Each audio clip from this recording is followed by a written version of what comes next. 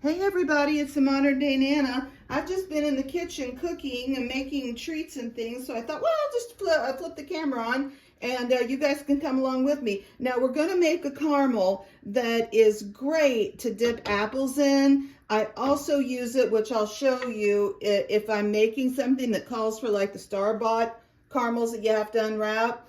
I'll usually whip up a batch of this. So we need a can. I just got the Walmart brand. We need a can of Eagle brand milk. We're just gonna dump it in, all into a nice heavy pot. And the reason you need a nice heavy pot is because once it thickens up, it will start trying to stick to the bottom. So yeah, the heavier your pan, the better off you're going to be as far as keeping it from sticking. And if you're not careful, you have to stir it, you know, so it doesn't stick and it doesn't brown on the bottom. All right, so let me get this.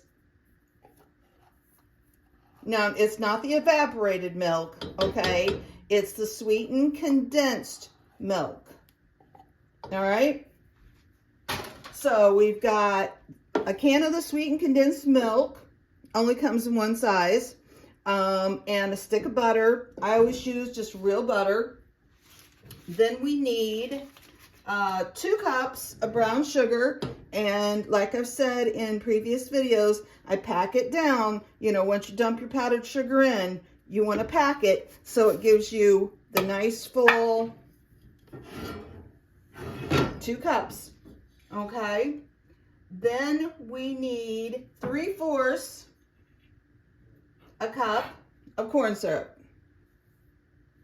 And I went a little over with the corn syrup, so I'm not gonna scrape that entirely down. So 3/4 cup of corn syrup, and then a pinch of salt.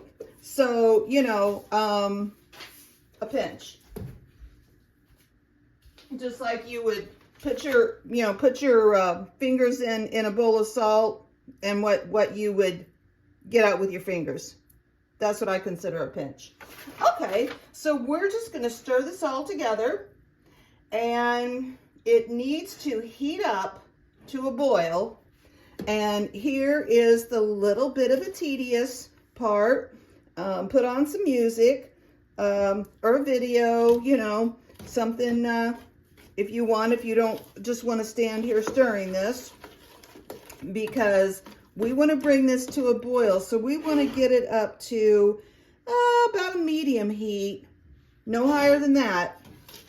And once we get it to a boil, we have got to stand here. You can't go messing around. You can't go off and do something. You really do. That's the key. You really do need to stand here with it the whole time. And it needs to boil lightly. You know, don't turn the heat up. Keep it on medium. And it needs to boil for about 5 minutes. That's going to give you a room temperature, a pretty firm caramel. But put it in. Here's our jars we made the last video. I gave some of them out already and they loved it. Put it in a mason jar. Now the mason jars are tempered. Okay, they've been tempered. So they can go in the microwave. Now you can't put the metal lid in the microwave, but just, you know, lay something over it if you want to. You know, a little paper towel or something. And I would say microwave it for about 20 seconds before you serve it, and give it a stir and see if you like the consistency. So you can always, oh, it's already starting to boil. So you can always pop it back in the microwave. And we don't even have our butter melted yet. But, so that's this is a really nice idea. Just a nice jar that then they could put in the microwave, minus the metal lid, of course, and a nice little bag of Granny Smith apples. And because I don't particularly love Granny Smith apples on their own, but because of course this caramel is so sweet, it's just like the perfect pairing of the Granny Smith sourness of the apple and this caramel. I'm telling you guys, like I said, a teacher actually brought it in, I was still in high school.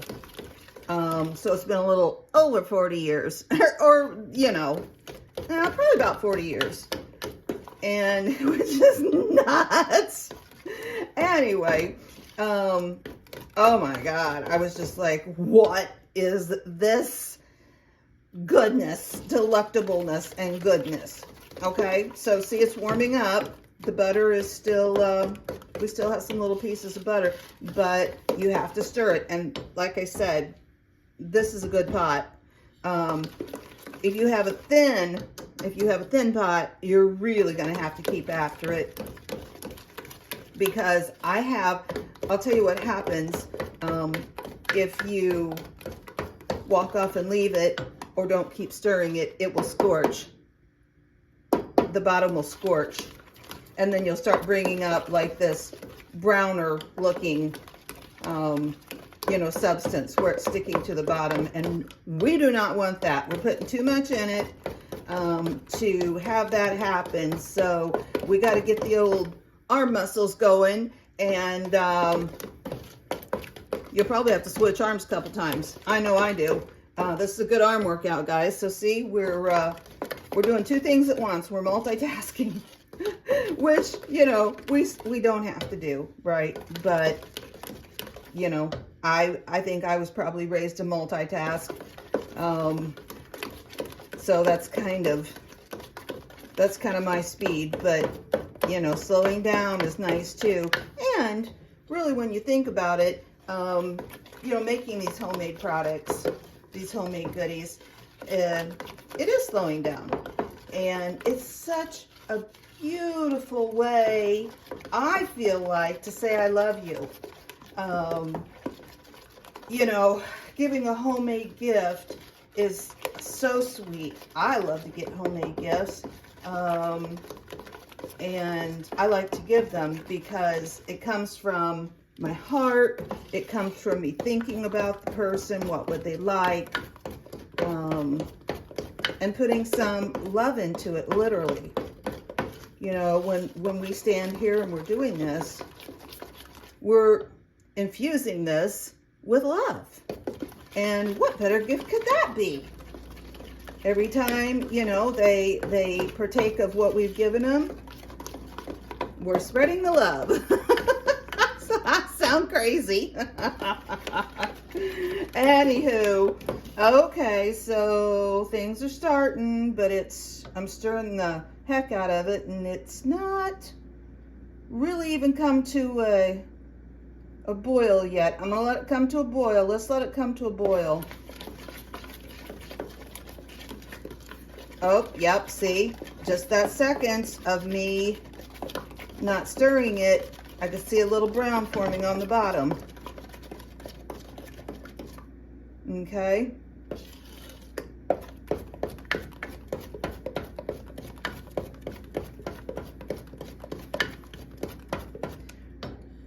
All right, this is starting to boil. I am literally going to stand here for a good, no more than 5 minutes, 4 to 5 minutes. And I am just going to stir the heck out of this. So I will get back with you when I've stirred it and I've turned off the heat. And then I'll show you what we do. Okay, guys.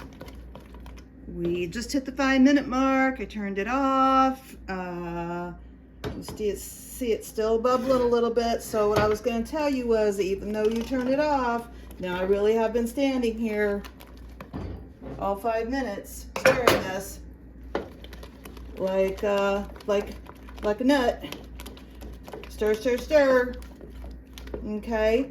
And we want to keep stirring it probably a good 30 seconds to a minute. Just because I've got gas heat, but just, you know, take it off the heat if it's electric, if you have electric heat, and keep stirring it for about 45 seconds to a minute, just because we don't want it to stick here at the end. Okay, I'll let you see as we start. You can already see. So it's a pretty thick sauce. It's actually a really thick sauce once it cools. But this is the way I've always done it, and so that's the way I'm gonna keep it, because everybody loves it, and we can just soften it up in the micro if we give it as a gift, okay? Or, you know, we use it later. Because once it sits, it's gonna get, see how it's starting to drip?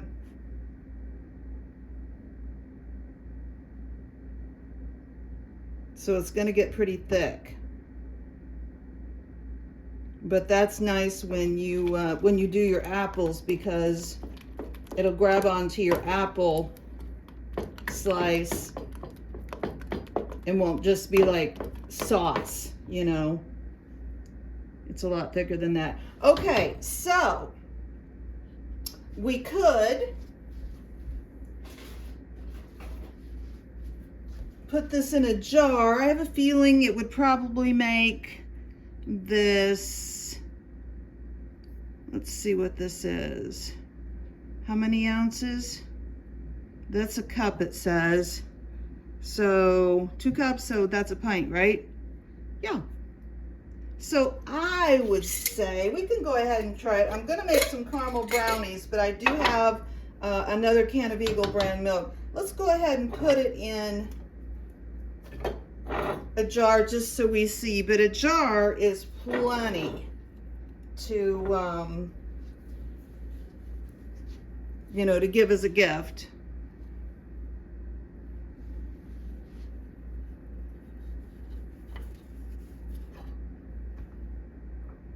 And like I said, this jar is nice and tempered. Oh yeah, well it's gonna make more than that.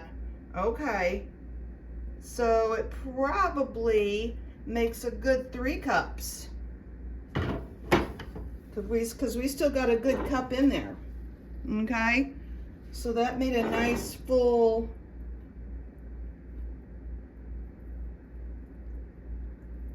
and that is plenty to give as a gift with a, you know, a little bag, you know, like a 3-pound bag or something like that of the Granny Smith apples. You could do the other apples too, but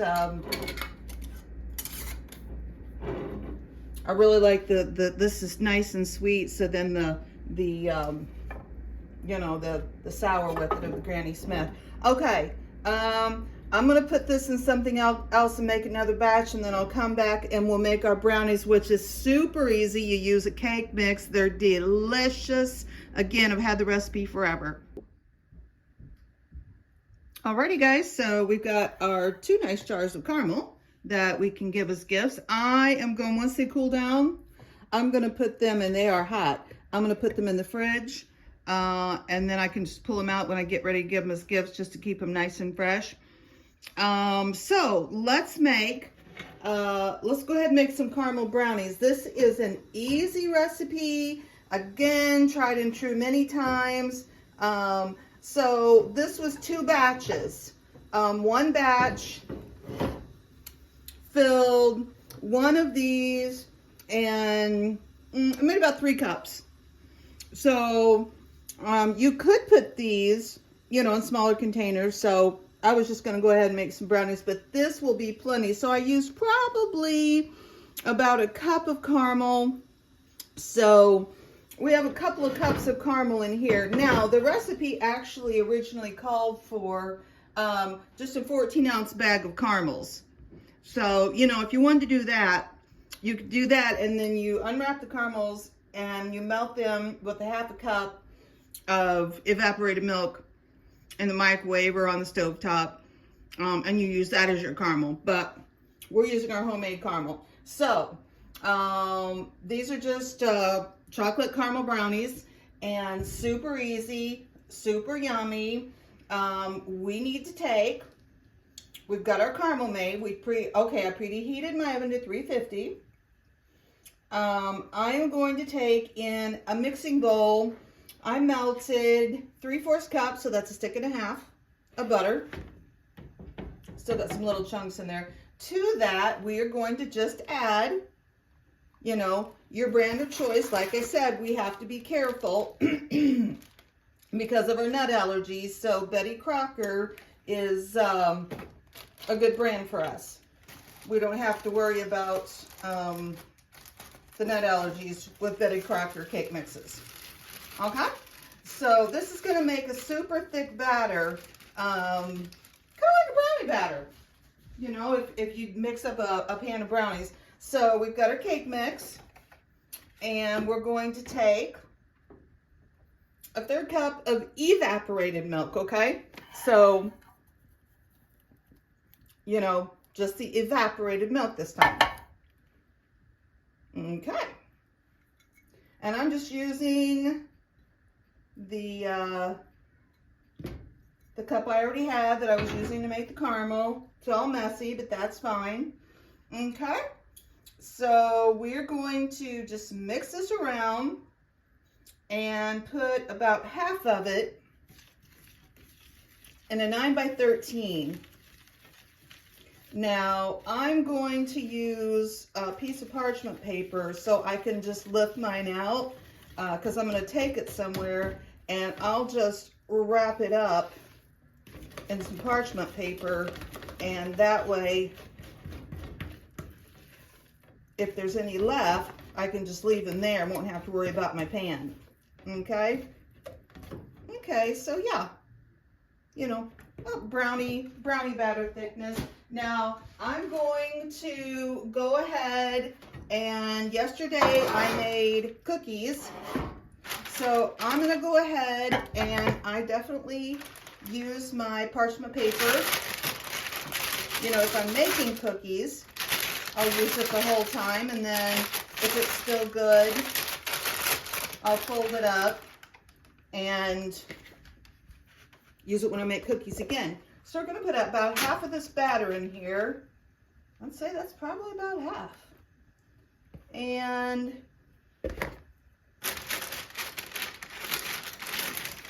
we're just going to spread it on the bottom of our pan.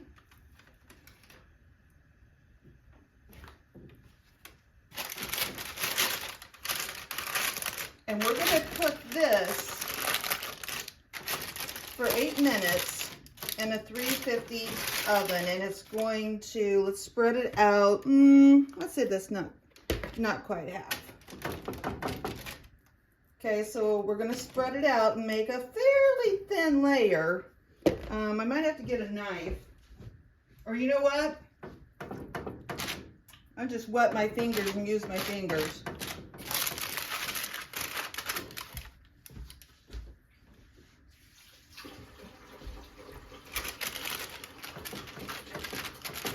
There we go.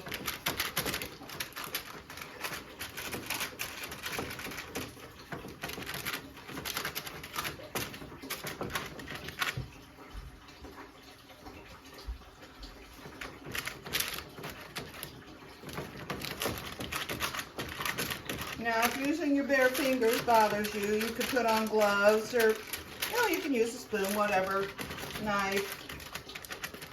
I just put a little water on my fingers here and it does the trick. Okay? All right. So, we've got that nice and neatly patted on the bottom of our pan. I'm going to pop it in for 8 minutes. Okay, so we have our brownies, our first layer that has been in the oven for 8 minutes. See, it's kind of got a little bit of a crust on top. Now we're going to sprinkle on top about 2 cups. The recipe calls for milk chocolate chips. I think I just threw a variety in here. They're not milk chocolate. I think they're semi-sweet and maybe even a dark. So, you know, I'm gonna pretty much, calls for 2 cups. I'm gonna pretty much cover this. Now, again, this recipe does call for nuts, but because we have nut allergies, we don't do nuts there. So, you know, I might add a few more chocolate chips to it. Okay, so we have our layer of chocolate chips. Now, I'm going to take this caramel that we made, and I'm just going to layer it over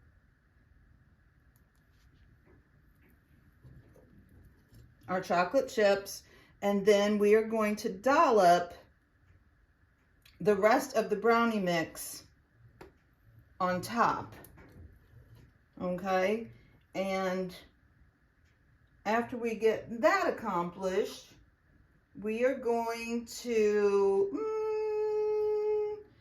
bake it about another 20 minutes. I'm gonna set my timer for 15. And there again, you know how people are with the brownies. Some people like them done, done, done. Some people like them a little gooey. So I tend to go with getting the outsides nice and done and maybe leaving the insides a little gooey. That way there's something for everyone.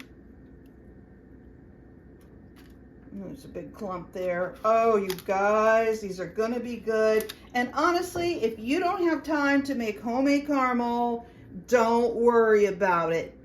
Or you don't want to deal with it, because it doesn't take much time. I'm serious. I mean, I almost think it takes almost as much time to unwrap the caramels that you buy at the store as it does to make this batch of caramels. This takes 5 minutes once you dump. And these are going to be caramel-y because I'm going to use this whole rest of this, which is 2 cups of caramel. And then this is a nice recipe, and this caramel's a good one because, like the caramels that you would get at the store, you know, like the Brock's caramels you would get at the store, this is going to set up like those. So it makes for a nice firm, you know, fairly firm anyway, brownie once they cool off. All right, so we've used our caramel. Now we're just going to take, let's see, this has set up a bit too. But we're just going to take and dollop the rest of our brownie mixture on top. And then that way we kind of have a little bit of everything in every bite. Now, like I said, this would be super good with pecans, something like that. But we don't do nuts. I don't work with them in the house. That way there's no question of my utensils being contaminated or anything like that. That way it's safe for the people in my family that have these nut allergies to eat whatever I make. And that makes me super happy. So I just do that across the board, even if they're not going to be involved in what I happen to be making at the time. Okay, so I'm a mess. We're gonna pop this in here. Like I said, I'm gonna sit it for 15. That is heavy, you guys. Let me push it a little further. I'm gonna set it for 15 and look at it. Set 15 to 20. It probably will take 20, but you know, better safe than sorry.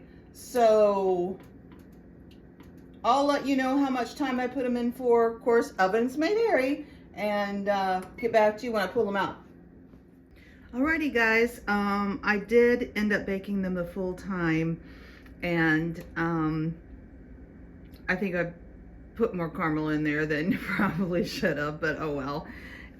So I just, after they cooled in the pan, they're still warm, but you know, they cooled, oh, probably a good hour.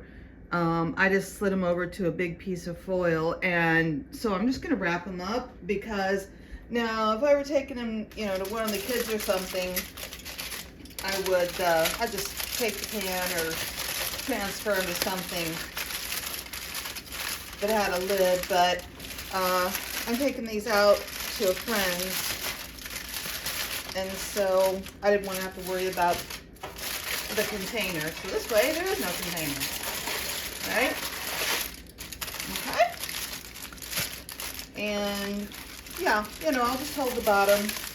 I've got some other things actually that I just bought, so I'll just sit them on top of that, and it'll be all good. Okie dokie, guys. So this is Modern Day Nana. I will see you really soon.